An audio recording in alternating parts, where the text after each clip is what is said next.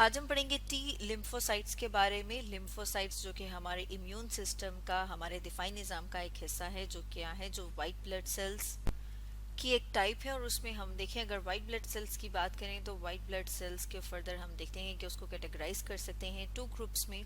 और वो ग्रुप्स कौन से, उनमें से फर्स्ट ग्रुप की बात करें तो वो है फेगोसाइट्स, जो क्या करते हैं, जो फेगोसिटिक प्रोसेस करते हैं। मतलब ये कि जो माइक्रो ऑर्गेनिजम्स हैं, जो पैथोजेंस हैं, जो डिजीज कॉजिंग एजेंट हैं, उनको इनगल्फ करते हैं, निगल लेते हैं। इसी तरह से अगर हम दूसरे ग्रुप की बात करें तो वो है लिम्फोसाइट्स, और उस लिम्फोसाइट्स में होते हैं टी लिम्फोसाइट और बी लिम्फोसाइट, जिन्हें टी सेल्स और बी सेल्स कहा जाता है। तो आज हम बात करेंगे टी सेल्स, मतलब ये कि टी लिम्फोसाइट्स की। तो टी लिम्फोसाइट्स हम देख रहे हैं कि जो टी सेल्स हैं, अगर उनकी बात की जाए कि वो ओरिजिनेट कहाँ से होते हैं, तो हमारी बॉडी के अंदर जो बोन्स मौजूद हैं, और बोन्स के अंदर क्या मौजूद है, बोन मैरो, जिसे कि क्या कहा जाता है, हड्डियों के अंदर जो मौजूद गुदा है, वहाँ पर टी सेल्स ओरिजिनेट होते हैं। और एम्ब्रियोनिक डेवलपमेंट के बाद टी सेल्स माइग्रेट हो जाते हैं थाइमस ग्लैंड के पास फर्दर प्रोसेसिंग के लिए। और अगर थाइमस ग्लैंड की बात की जाए तो जैसे यहाँ पर हम अपने सामने डायग्राम में देख रहे हैं कि ये जो है, इसे क्या कहा जाता है, थाइमस ग्लैंड। इसकी लोकेशन हम देख रहे हैं कि हार्ट के ऊपर और लंग्स के दरमियान में मौजूद है। यहाँ पर हम देख रहे हैं बोन मैरो, और बोन मैरो के अंदर टी सेल्स ओरिजिनेट होते हैं। ओरिजिनेट होने के बाद इन्हें ट्रांसपोर्ट कर दिया जाता है थाइमस ग्लैंड के पास, ताकि फर्दर वहाँ पे प्रोसेसिंग हो, और ये मेच्योर होते हैं थाइमस ग्लैंड में। इसीलिए इन्हें क्या कहा गया है, टी सेल्स या टी लिम्फोसाइट्स, क्योंकि हम देख रहे हैं कि ये मेच्योर होते हैं थाइमस में। तो टी जो है वो डिराइव हुआ है थाइमस से। हम देखते हैं कि अगर एक दफ़ा ये, जब ये मेच्योर हो जाते हैं थाइमस में, थाइमस ग्लैंड में, तो फिर ये क्या करते हैं, थाइमस ग्लैंड को छोड़ के एंटर हो जाएंगे ब्लड स्ट्रीम में, और सर्कुलेट करते हुए कहाँ पर आते हैं, लिम्फॉइड ऑर्गन्स के पास। जैसे यहाँ पर हम देख रहे हैं लिम्फ नोड, स्प्लीन, इस तरह से यहाँ पर हम देख रहे हैं ये भी क्या मौजूद है, लिम्फ नोड। अब इन्हें लिम्फ नोड के पास लेके आया जाता है, जहाँ पर ये फर्दर मल्टीप्लाई करते हैं, इनका नंबर इंक्रीज करता है। और नंबर कब इंक्रीज करता है, जब कोई अप्रोप्रिएट स्टिमुलाई हो। अब अगर हम बात करें कि अप्रोप्रिएट स्टिमुलाई क्या होगा, मतलब ये कि जब कोई एंटीजन बॉडी में एंटर हो। और अगर एंटीजन की बात की जाए कि एंटीजन क्या होता है, तो हम देखते हैं कि अगर कोई वायरस, बैक्टीरिया या डिजीज कॉजिंग एजेंट, मतलब ये कि कोई ऐसा एजेंट जो बीमारी की वजह बन सकता हो, जब वो बॉडी में एंटर होता है, तो फिर हम देखते हैं कि वो क्या एक्ट करता है, एज अ स्टिमुलस। और फिर हमारा इम्यून सिस्टम एक्टिवेट हो जाता है। और जब इम्यून सिस्टम एक्टिवेट होता है तो उसमें हमने देखा कि टी सेल्स जो कहाँ बन रहे थे, बोन मैरो में, मेच्योर होते हैं थाइमस में, और फर्दर ब्लड सर्कुलेशन के जरिए से उन्हें पहुंचाया जाता है लिम्फाइड ऑर्गन्स तक।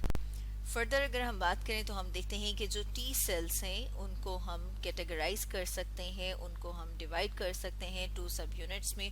और वो कौन से हैं, वो हैं CD4 और CD8।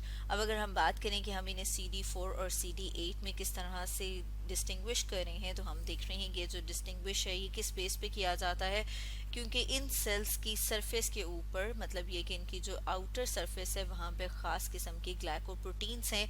अब ये जो स्पेशल टाइप की ख़ास किस्म की ग्लाइकोप्रोटीन है, या तो ये CD4 होंगे या CD8 होंगे। इस बेस के ऊपर हम इन्हें कैटेगराइज करते हैं टू सबसेट्स में।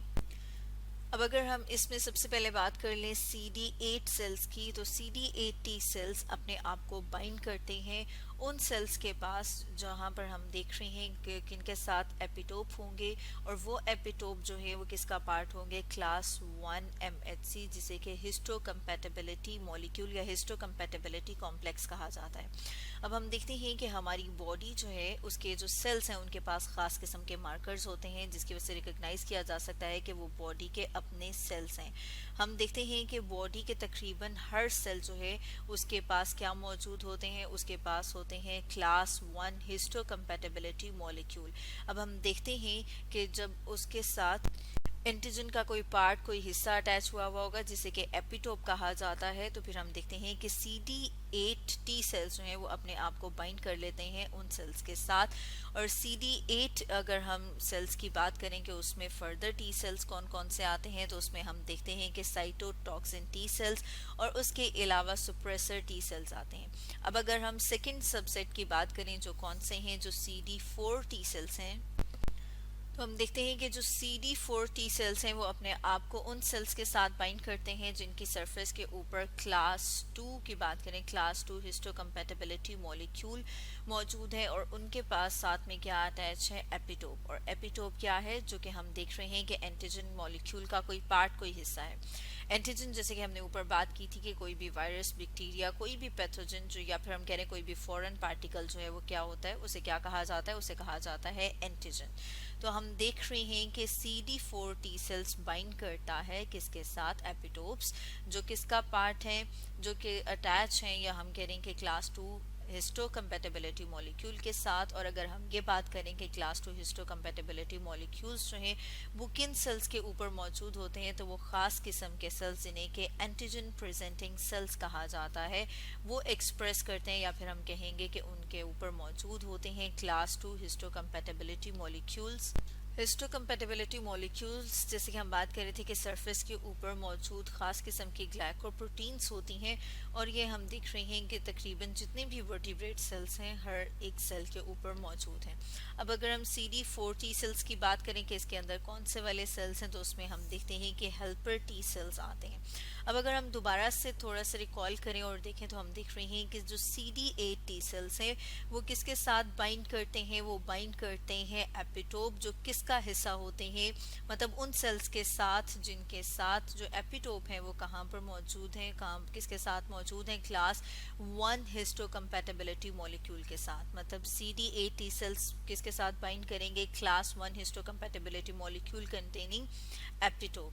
ठीक है, और इसमें हम देखते हैं कि जो क्लास 1 हिस्टोकम्पैटिबिलिटी मॉलिक्यूल है वो किसके ऊपर मौजूद होते हैं, हमारे बॉडी के हर सेल के ऊपर मार्कर की तरह से मौजूद हैं। अब अगर हम CD4 टी सेल्स की बात करें, तो CD4 टी सेल बाइंड करता है क्लास 2 MHC, मतलब ये कि मेजर हिस्टोकम्पैटिबिलिटी कॉम्प्लेक्स, या हम कह सकते हैं कि हिस्टोकम्पैटिबिलिटी मॉलिक्यूल, जिसके उसके साथ क्या मौजूद होगा, एपिटोप, और उस एपिटोप के साथ मिलके क्या करेंगे, बाइंड करेंगे CD4 टी सेल्स। और अगर हम बात करें कि क्लास 2 जो हिस्टोकम्पैटिबिलिटी मॉलिक्यूल है ये किन सेल्स के ऊपर मौजूद होता है, तो हम देखते हैं कि खास किस्म के सेल्स जिन्हें कि एंटीजन प्रेजेंटिंग सेल्स कहा जाता है, वो एक्सप्रेस करते हैं क्लास 2 हिस्टोकम्पैटिबिलिटी मॉलिक्यूल। तो इस तरह से हमने देखा कि जो टी सेल्स हैं उनको कैटेगराइज कर सकते हैं 2 सबसेट्स में, CD4 और CD8 में। अब अगर हम इनके टोटल टाइप्स की बात करें, जैसे हम बात कर रहे थे कि CD8 में है कौन से हैं, cytotoxin T cells, suppressor T cells, CD4 में हेल्पर टी सेल्स, इसके अलावा एक और टाइप है टी सेल्स की जिन्हें मेमोरी टी सेल्स कहा जाता है।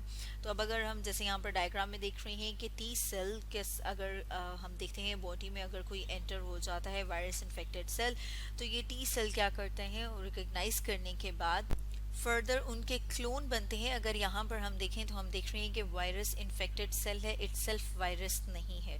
यहाँ पर हम देखते हैं कि जो हमारे टी सेल्स हैं या टी लिम्फोसाइट्स हैं वो डायरेक्टली एंटीजन के साथ बाइंड नहीं करता, या एंटीजन प्रेजेंटिंग सेल्स के साथ बाइंड करता है, या फिर वो किसके साथ बाइंड करता है, जैसे हमने ऊपर बात की थी कि जिनके ऊपर क्लास 2 MHC मॉलिक्यूल हो, या फिर कोई बॉडी का ऐसा सेल जिसे कि वायरस ने या बैक्टीरिया ने इन्फेक्ट किया हो उसके साथ अपने आप को अटैच करेगा।